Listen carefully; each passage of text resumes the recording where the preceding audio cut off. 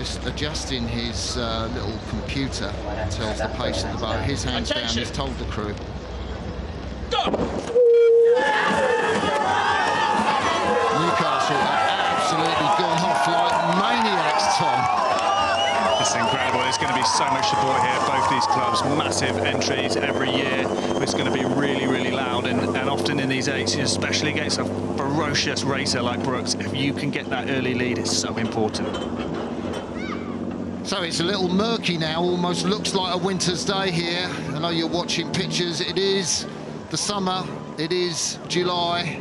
We are at Henley Regatta on semi-finals day, and that start has seen Newcastle grab a narrow lead over these women from Oxford Brookes. We've got the 6th seat there, the big, powerful woman, Kath Rice, the 24-year-old, strongest on the ergometer in this crew. Close to 7 minutes over the 2K test. She's really putting it down for the moment. Have Newcastle put in too much too early, Tom? I think it's unlikely that they change their race plan this early, so I think they probably are just a fast crew out of the blocks. I wouldn't think that you'd want to change things too drastically. I know also 6 of these girls in the Newcastle boat lost in the final of this event last year to Oxford Brookes, and it's also their final year at Newcastle, so they're really going to be chomping at the bit here to bring back some silverware for their club.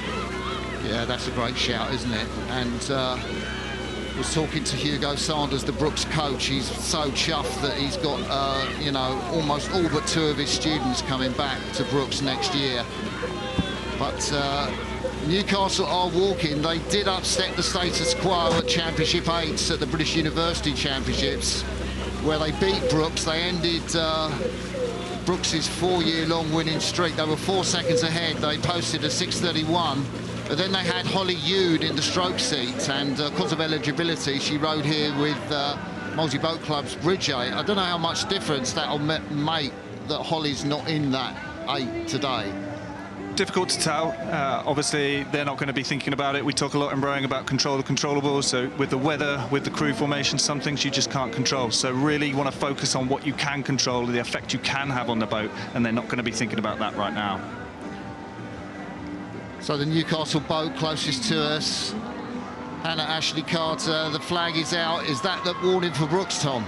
Yep, so that's just a little steering warning there. They'll be asked to come back onto their station. Again, wonder whether that's a tactical move as we just start to move into the middle of the river, although normally that far station gets a little bit more out of the stream, not that we've had loads.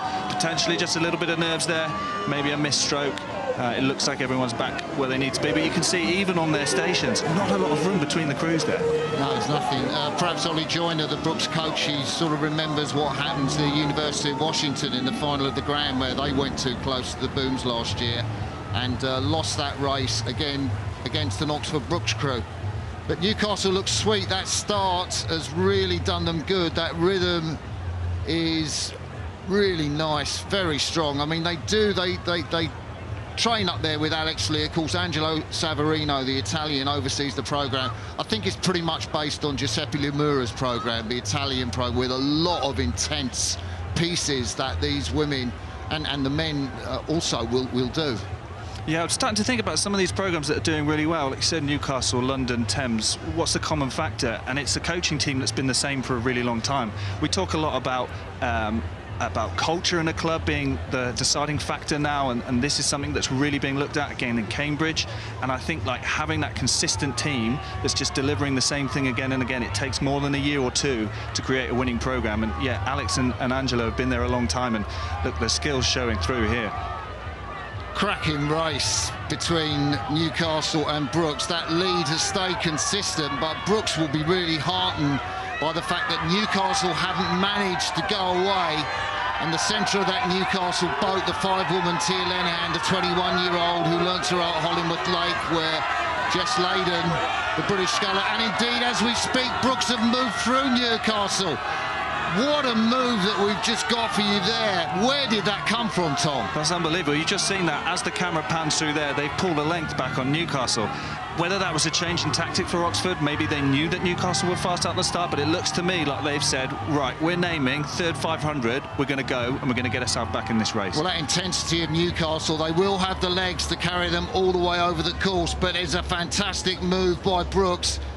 Look there, Ella Shaw in the stroke seat, the 21-year-old. She learned to row on summer courses at Durham University. She says they were her biggest rivals, but now it's Newcastle University on her right. 7, Clodagh Murtha, the 23-year-old. 6, Kath Rice, 24. They are the women providing the motive force. And Ollie Joyner has been doing the business in the Cox's seat, the 19-year-old, absolutely on sparkling form. Calling that move through the Blue Star, but the Blue Star aren't dead yet. They're definitely not holding back. Another umpire there, warning just for Brookes to get back on that station. A little bit of extra steering now is not what they want. It does slow, a little bit of rudder does slow the boat down. You can see the two boats just moving apart now on that angle. Blue Star are not going to let it go. Both of these Coxes doing fantastic work under pressure, and I'm so impressed with both of them. I don't see any open mouths, I don't see any grimaces. It looks like there's a lot left in both these crews. So the flag is still up. He's still warning Brookes, get back on your station. Ollie Joyner, better move, I think. I'm not sure if she's got any breath, stroke Ella Shaw, to communicate that the flag's still up. It could be an incident if the Newcastle Cox, Ellen Thomas, steers into them. Yeah, could be tricky. Really hope that these blades don't touch here and we don't have an effect on the outcome of this race, because I think everyone watching now wants to see what's going to pan out here. Newcastle have come back again. They've responded again to Brookes. That is the intensity of the training programme. They train so hard. This Italian Lamura-based programme that Angelo Savarino puts them through. It's what's given them the legs in the last part. Where have they got that sprint from, Tom? The umpire's flag is still up. It's gone down. This looks like it's going to be a straight race for the finish now, and no one's letting up. Both crews feel like they can win this. It's absolutely neck and neck. Brookes have gone again. Can Newcastle respond again? What a fantastic move. Ella Shaw has responded. And what have Newcastle got? They have to go again. The women are looking out. We're looking out. We're coming to the finish. It is Newcastle. It is Brookes just ahead of Newcastle, I think. But will Newcastle get up? Oh, my goodness. That was, I think, Newcastle, but really, it could have been Brookes. Tom, who do you think? Absolutely. I think I saw Newcastle come through this. I don't think I've seen the lead change so many times in the last half of the race there. There's unbelievably just up and up and up and up. They both took it. Neither crew knows who's won. They are sat there, they are looking at each other to say who won. Let's take you through the finish. So there is the Newcastle bow, and it is Newcastle. Oh my goodness. The Blue Star women have won. They've beaten Brookes again, as they did in the British University Championships. Was that the race of the day? Was certainly so close. Tom? Absolutely unbelievable. Just so impressed. World-class rowing from both eights. Commiserations to Brookes, because I just couldn't fault either of those. Newcastle, unbelievable rowing.